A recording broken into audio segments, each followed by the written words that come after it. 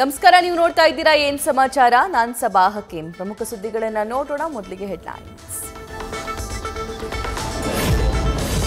ನಾಳೆ ಚನ್ನಪಟ್ಟಣ, ಶಿಗ್ಗಾವಿ, ಸಂಡೂರು ಕ್ಷೇತ್ರಗಳಿಗೆ ಉಪಚುನಾವಣೆ. ಮತದಾರರಿಗೆ 1 ದಿನ ವೇತನ ಸಹಿತ ರಜೆ ನೀಡಲು ಆದೇಶ. ಕಡ್ಡಾಯ ಮತದಾನಕ್ಕಾಗಿ ರಜೆ ಘೋಷಣೆ ಮಾಡಿದ ಸರ್ಕಾರ.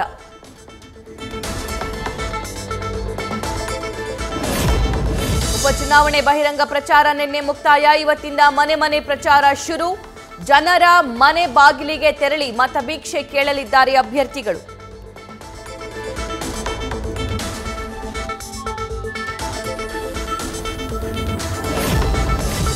ಮೈತ್ರಿ ಅಭ್ಯರ್ಥಿ ನಿಖಿಲ್ಗೆ ಮತ ಹಾಕಲು ಬಿಜೆಪಿ ರಾಷ್ಟ್ರೀಯ ಅಧ್ಯಕ್ಷ ಜೆಪಿ ನಡ್ಡಾ ಮನವಿ. ಎಂಎಲ್ಎ ಆದರೆ ಚನ್ನಪಟ್ಟಣ ಜನರಿಗೆ ಒಳ್ಳೆಯ ಕೆಲಸ ಮಾಡ್ತಾರೆ, ನಿಮ್ಮ ಅಮೂಲ್ಯ ಮತ ನಿಖಿಲ್ಗೆ ಕೊಡಿ ಅಂತ ಮತದಾರರಲ್ಲಿ ಮನವಿ. ಮೊನ್ನೆ ಚುನಾವಣಾ ಮತ ಪ್ರಚಾರದಲ್ಲಿ ಕಾರ್ಯಕರ್ತನಿಗೆ ಹಣ ಹಂಚಿದ ಆರೋಪ. ಸಚಿವ ಜಮೀರ್ ವಿರುದ್ಧ ಎನ್ಸಿಆರ್ ದಾಖಲು. ನೀತಿ ಸಂಹಿತೆ ಉಲ್ಲಂಘನೆ ಆರೋಪದಡಿ ಚುನಾವಣಾಧಿಕಾರಿಗಳಿಂದ ದೂರು.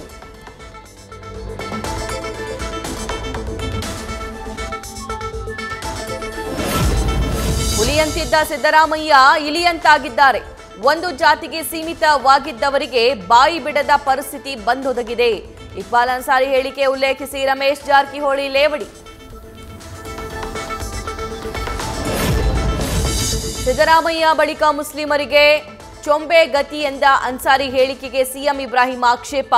ಸಿದ್ದು 1.5 ವರ್ಷ ಮುಖ್ಯಮಂತ್ರಿಯಾಗಿದ್ರು ನಿರೀಕ್ಷೆಯಂತೆ ಕೆಲಸ ಮಾಡಿಲ್ಲ, ರಿಸರ್ವೇಷನ್ ಆಗಿಲ್ಲ, ಹಿಜಾಬ್ ಬಗ್ಗೆ ನೋಟಿಫಿಕೇಶನ್ ಮಾಡಿಲ್ಲ ಎಂದು ಅಸಮಾಧಾನ.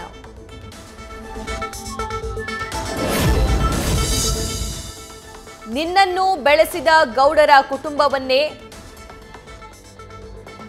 ಕತ್ತರಿಸುತ್ತೇನೆ ಎನ್ನುವ ನಿನ್ನ ದರ್ಪ ಉಳಿಯಲ್ಲ. ನಿನ್ನ ಸೊಕ್ಕಿನ ಮಾತಿಗೆ ರಾಜ್ಯದ ಜನರೇ ತಕ್ಕ ಉತ್ತರ ನೀಡ್ತಾರೆ. ಕೀಳು ಮನಸ್ಥಿತಿಯ ಜಮೀರ್ನನ್ನ ಕೂಡಲೇ ಸಂಪುಟದಿಂದ ವಜಾ ಮಾಡಬೇಕೆಂದು ಕಾಂಗ್ರೆಸ್ಗೆ ಜೆಡಿಎಸ್ ಆಗ್ರಹ.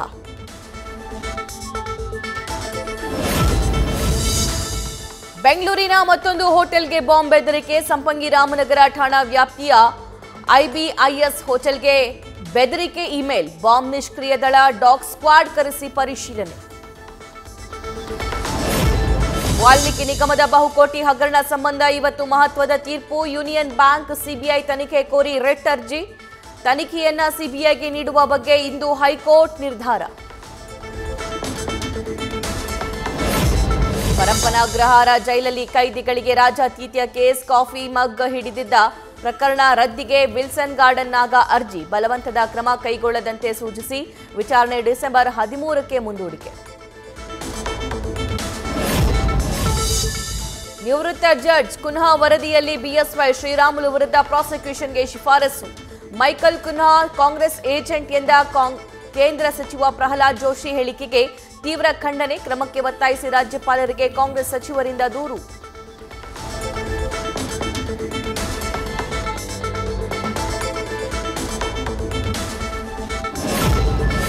ಚಿಕ್ಕಬಳ್ಳಾಪುರದ ಶಿಡ್ಲಘಟ್ಟಕ್ಕೂ ವ್ಯಾಪಿಸಿದ ವಕ್ಫ್ ಆಸ್ತಿ ವಿವಾದ. ಬೆಳ್ಳುಟ್ಟಿ ಗ್ರಾಮದ ಗುಟ್ಟೆ ಆಂಜನೇಯ ದೇವಸ್ಥಾನ ಈಗ ಖಬರಸ್ತಾನ್ ವಕ್ಫ್ ಆಸ್ತಿ ಎಂದು ನಮೂನೆ. ಕೂಡಲೇ ವಕ್ಫ್ ಹೆಸರು ತೆಗೆಯುವಂತೆ ಆಗ್ರಹ.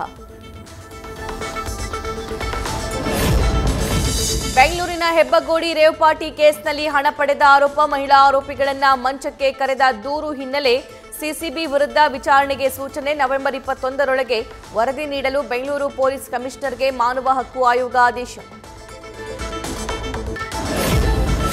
ಕೋಲ್ಕತ್ತಾ ಆರ್ಜಿಕರ್ ಕಾಲೇಜಿನ ಅತ್ಯಾಚಾರದಲ್ಲಿ ನನ್ನನ್ನ ಉದ್ದೇಶಪೂರ್ವಕವಾಗಿ ಸಿಲುಕಿಸಲಾಗಿದೆ. ಮಾಜಿ ಪೊಲೀಸ್ ಕಮಿಷನರ್ ವಿನೀತ್ ಗೋಯಲ್ ಈ ಪ್ರಕರಣದಲ್ಲಿ ಭಾಗಿ. ಆರೋಪಿ ಸಂಜಯ್ ರಾಯ್ ಸ್ಫೋಟಕ ಹೇಳಿಕೆ.